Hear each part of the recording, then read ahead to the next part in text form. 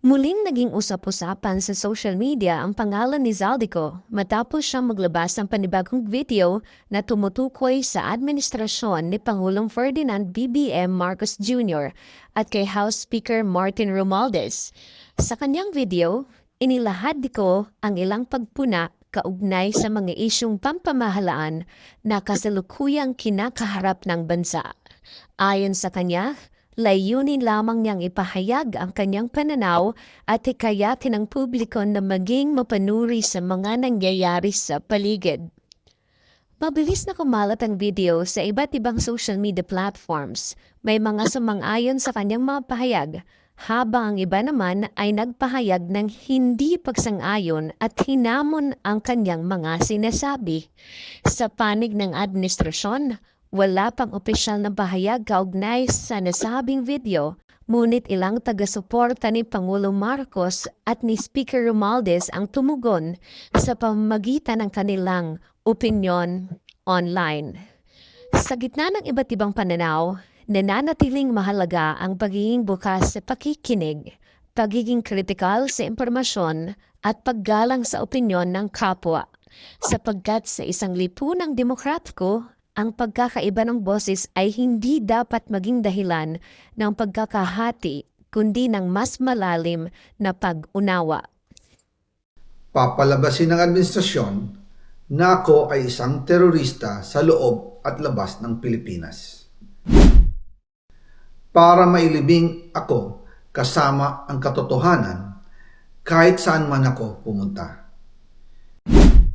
Sinabi na agad sa akin ni Speaker Romualdez na kailangan ko makapag-deliver ng 2 billion pesos kada buwan para sa pagdi-deliver ng male-maletang pera patungo sa bahay ni Speaker. Ang sinabi mismo ni Speaker Martin sa akin na hati sila ni Pangulong Marcos sa perang yon para gamitin bilang bagsakan at imbakan ng pera mula sa mga SOP, collection at deliveries na para sa Pangulo. Huwag mo akong pigilan sa mga insertions ko. Huwag ka nang makialam sa budget. Ang gusto niya ng 50 billion pesos na insertion. Ngunit ang sagot ng Pangulo, humingi ka ng bago or dagdag na insertions.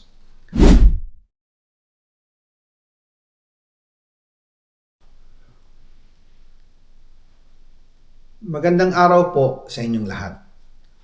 Bago ko ipagpatuloy ang aking paliwanag, nais ko munang magpasalamat sa inyo. Maraming salamat sa inyong bukas na isipan, sa inyong pasensya, at sa pagtanggap ninyo sa mga impormasyong aking ibinabahagi. Alam kong hindi madali ang mga paksang ito. Mabibigat at mahirap tanggapin. Hindi po ako makauwi dahil malaki ang banta sa buhay ko. Ngayon naman ay meron kaming natanggap na balita. Papalabasin ng administrasyon na ako ay isang terorista sa loob at labas ng Pilipinas. Para mailibing ako kasama ang katotohanan kahit saan man ako pumunta. Pero mahalagang malaman ng taong bayan ang katotohanan. Muli, taos-puso akong nagpapasalamat sa inyong pakikinig. Una po sa lahat, sinasabi ng ICI at ni Henry Alcantara na 21 billion pesos daw ang napunta sa akin. Hindi po totoo yun. Wala akong natanggap na ganyang halaga. Ang totoo, mula 2022 hanggang 2025, ang kabuuang pera na dumaan sa akin para ibigay kay Pangulong Bongbong Marcos at kay dating Speaker Martin Romualdez ay umabot sa 56 billion pesos at hiwalay pa dyan ang 100 billion pesos insertion ng Pangulo sa 2025 budget. Pati na rin ang 97 billion pesos flood control insertion na inilagay sa NEP ng 2026 national budget. Balikan natin kung paano ito nagsimula.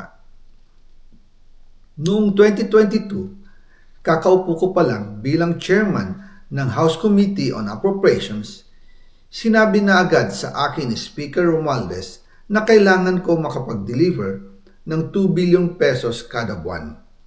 Makalipas ang ilang araw, tumawag sa akin si Yusek Bernardo. Sabi niya, kailangan ng tulong ng Bulacan sa problema nila sa baha. Pinapunta niya sa opisina ko sa Kongreso si DPWH District Engineer Henry Alcantara.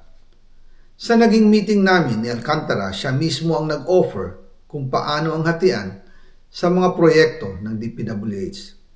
22% para kay Speaker Romualdez, 2% para kay Yusek Bernardo at 1% para sa kanya.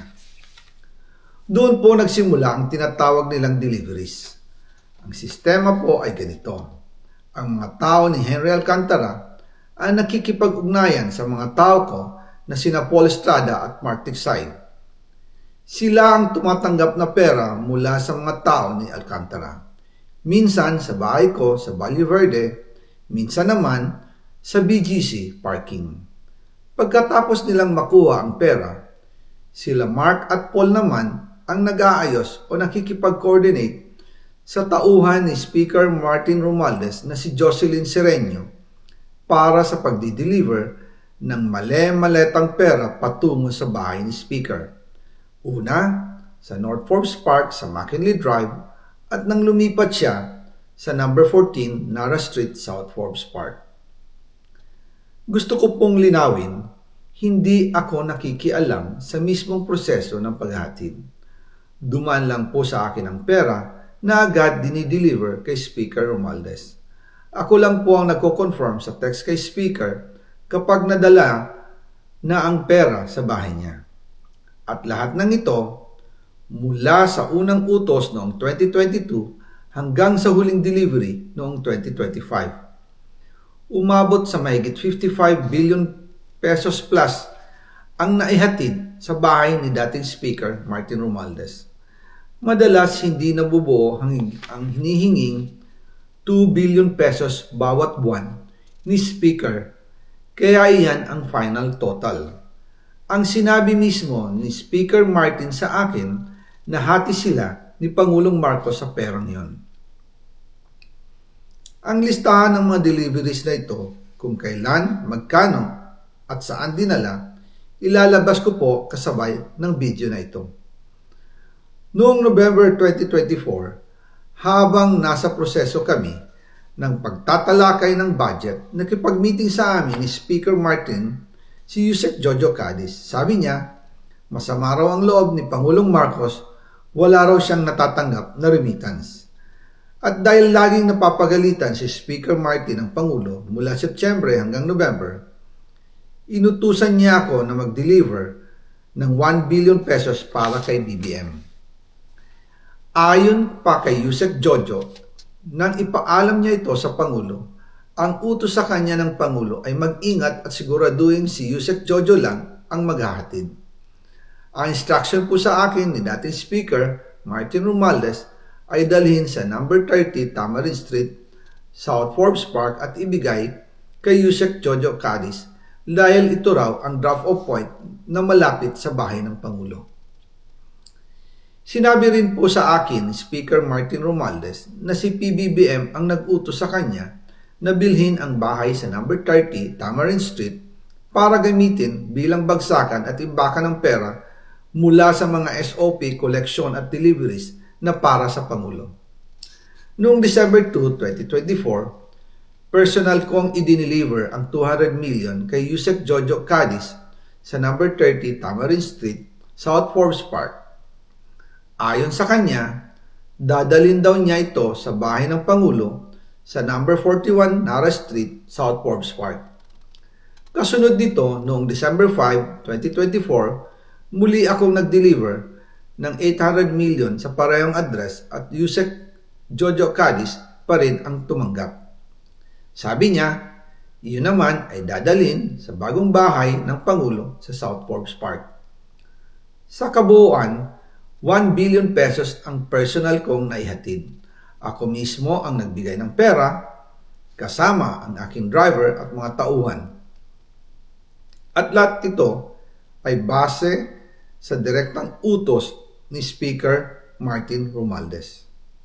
at dyan po nabuo ang kabuoang halagang 56 billion na ipinadala mula 2022 hanggang 2025. Pero kahit na na-deliver na ang 1 billion pesos para kay Pangulong Marcos at kahit na naisama na rin sa 2025 budget ang 100 billion pesos insertion sa pamamagitan ng BICAM Committee, ayon mismo sa utos ng Pangulo, nagagalit pa rin daw si BBM.